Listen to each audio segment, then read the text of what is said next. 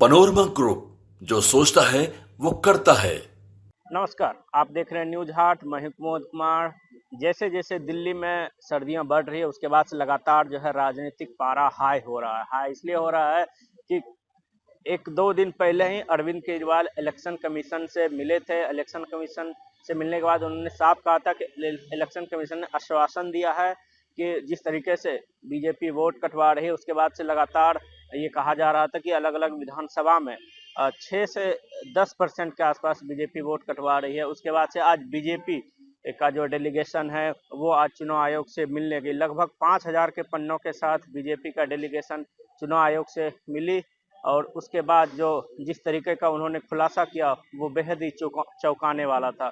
क्योंकि election commission के पास जो है बीजेपी प्रदेश अध्यक्ष वीरेंद्र सचदेवा, केंद्रीय मंत्री हर्ष मल्होत्रा और नई दिल्ली से बीजेपी सांसद बांसुरी स्वराज और उनके साथ अन्य नेता गए हुए। तो उनका साफ कहना था कि 5,000 पन्नों के जो सबूत है वो रोहिंग्या बांग्लादेशी मुसलमान है, वो अवैध तरीके से दिल्ली में रह रहे हैं। चूंकि जो रोहिंग्या गलत तरीके से भारत आए थे उसके बाद से लगातार जो है बीजेपी हमला करती रही है।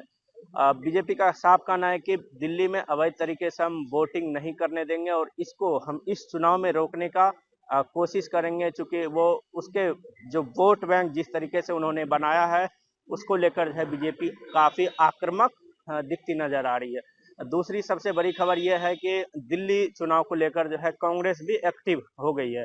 कांग्रेस ने लगभग 21 उम्मीदवारों की लिस्ट घोषित कर दी है।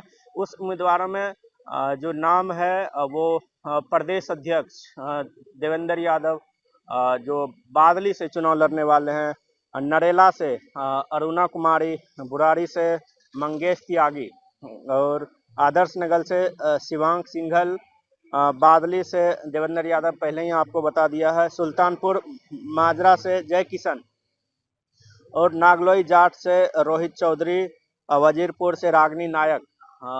फिर उसके बाद कई लिस्ट है। नई दिल्ली से केजरीवाल के खिलाफ जो है संदीप दीक्षित, जो शीला दीक्षित के बेटे हैं, वो अरविंद केजरीवाल के खिलाफ जो है चुनाव लड़ेंगे। चूंकि अरविंद केजरीवाल नई दिल्ली से वर्तमान में आम आदमी पार्टी के विधायक और आम आदमी पार्टी के संयोजक भी है और मुख्यमंत्री भी रहे हैं। शराब घोटाले में वो जेल गए, उसके बाद से लगातार जो है बीजेपी घेर भी रही है, कांग्रेस भी घेर रही है। चूंकि जिस तरीके से कांग्रेस का दिल्ली न्याय यात्रा खत्म हुआ उसके बाद से उनकी बैठक हुई, वो लगातार जो बैठकों का दौर शुरू होने के बाद से वो उन्होंने 70 विधानसभा सीटों में से लगभग 21 उम्मीदवारों की जो है लिस्ट जारी कर दी है। कांग्रेस भी अपने जो आंतरिक सर्वे है उनका भी जो अंदर की खबर है, कांग्रेस भी लगभग 70 विधानसभा सीटों पे चुनाव लड़ेगी। क्योंकि यहाँ जो है आम आदमी पार्टी से गठबंधन नहीं होना है। चूंकि लोकसभा में 3 सीटों पे कांग्रेस लड़ी थी। चूंकि उस टाइम जो इंडिया अलायंस के नेतृत्व में कांग्रेस और आम आदमी पार्टी दिल्ली में 7 सीटों पे चुनाव लड़ी, लेकिन किसी भी सीट पे जो है जीत नहीं सकी थी। चूंकि राहुल गांधी का यहाँ दिल्ली में कैंपेन जो है ना के बराबर हुआ था। अरविंद केजरीवाल जो है लगातार एक्टिव मोड में नजर आ रहे थे।